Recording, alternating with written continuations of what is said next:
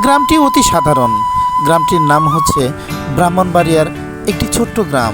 সেই গ্রামে ওয়াজিউল্লাহ নামের এক গরিব লোক 6 জন বাচ্চা কাচ্চা নিয়ে বসবাস করতেন। কিন্তু সেখানে হিমশিম খাওয়ার ফলে বাচ্চাদের নিয়ে ইট পাথরের শহর ঢাকাতে পাড়ি জমান। ঢাকাতে 6 জন বাচ্চা কাচ্চা নিয়ে তার যেন এক মরিয়া অবস্থা। ঢাকা কারওয়ান বাজারে বাবার সঙ্গে তরকারি বিক্রির প্রথম কাজ শুরু করেন এই হান্নান, এবং হান্নান একটা সময় বড় কিংয়ে পরিণত হয়ে যায়। সবাই বলে তাকে পিচ্চি হান্নান। গ্রামের বাড়িটা যেন তার ধুধু মরুভূমি হয়ে গেছে, কারণ বাড়িটা তালা দিয়ে তারা সবাই চলে এসেছে এই ইট পাথরের এলাকায়। এই ইট পাথর শহরে হান্নান যেন এক মরিয়া হয়ে ওঠে রক্ত পিপাসুতে।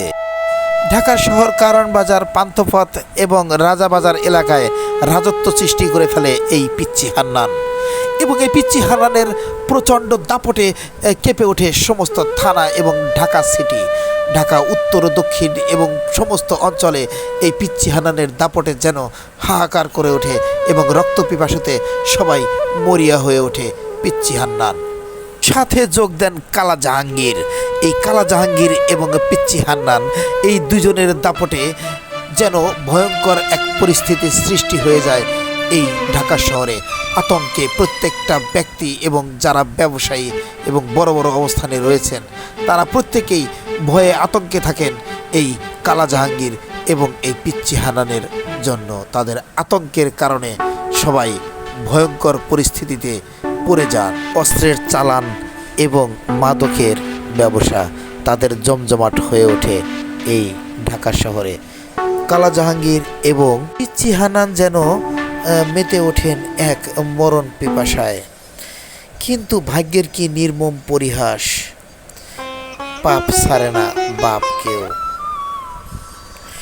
মদ, জুয়া, নারী, প্রবঞ্চনা, এই প্রত্যেকটা মিলেই কালা জাহাঙ্গীর এবং এই পিচ্চি হান্নান যেন অরাজকতার সৃষ্টি করে ফেলেছিল। তারা এই ঢাকা শহরটাকে যেন দূষিত বায়ুতে পরিণত করে ফেলেছিল এই কালা জাহাঙ্গীর এবং পিচ্চি হান্নান।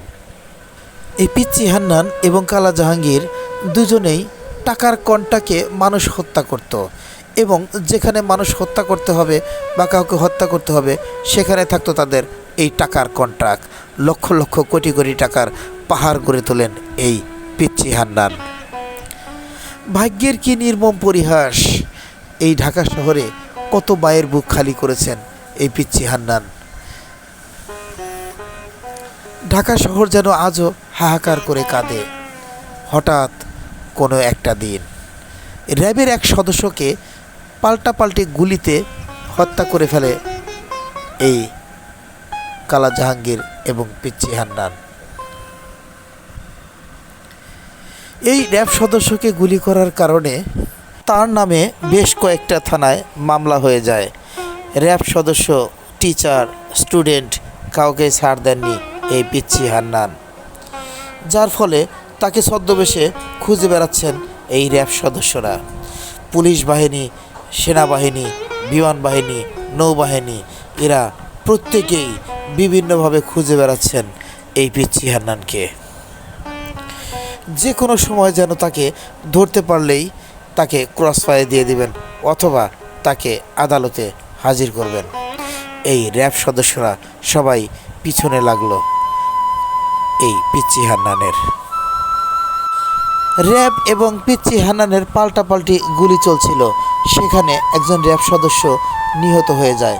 কিন্তু র্যাব সদস্য বিভিন্নভাবে বিভিন্ন পজিশন থেকে গুলি করতেছিল। তিনটা গুলি পিচ্চি হান্নানের বুকে লাগলেও পিচ্চি হান্নান সেখান থেকে পালিয়ে যেতে সক্ষম হয়, এবং বাহিরে ছিল একটা ছোট্ট জিপ গাড়ি, সেই জিপ গাড়িতে করে পালিয়ে যেতে সক্ষম হয় এই পিচ্চি হান্নান। পিচ্চি হান্নান ইনফরমেশন অনুযায়ী একটা বাড়িতে অবস্থান নিয়েছিল, সেখানে র্যাব সদস্য এবং সেনাবাহিনী পুরোটা ঘিরে ফেলেন। সেখান থেকেও কোনো এক মাধ্যমে সে 2 পকেট থেকে পিস্তল বের করে একের পর এক গুলি ছুটতেছিলেন র্যাব সদস্যকে উদ্দেশ্য করে। হেলিকপ্টার দিয়েও তাকে গুলি করেও হত্যা করা যায়নি এবং তাকে কোনোভাবেই আটক করা সম্ভব হয়নি। হঠাৎ কোনো এক সময় একটি সেন্ট্রাল প্রাইভেট হসপিটালে ভর্তি হন পিচ্চি হান্নান। সেখানে তার গুলি বের করা হয় এবং কিছুটা সুস্থের পথে। কোনো এক ইনফরমেশনে তথ্য অনুযায়ী সেই হসপিটাল রেড দেন এই র্যাব বাহিনী।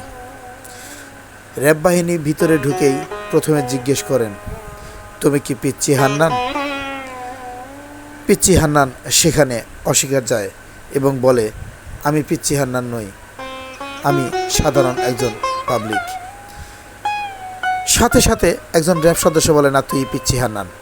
এই বলে সেখানেই তাকে গ্রেপ্তার করতে চায় এবং পিচ্চি হান্নান বলে, আমি এখানে দাঁড়িয়ে থেকেই 3 কোটি টাকা দেব, আমাকে ছেড়ে দাও। কিন্তু সেখানে তার কোনো রেহাই হয়নি, সেখান থেকে তাকে আদালতে দাঁড় করানো হয়। একদিন পরেই র্যাবের ক্রসফায়ারে মৃত্যু হয় এই পিচ্চি হান্নানের।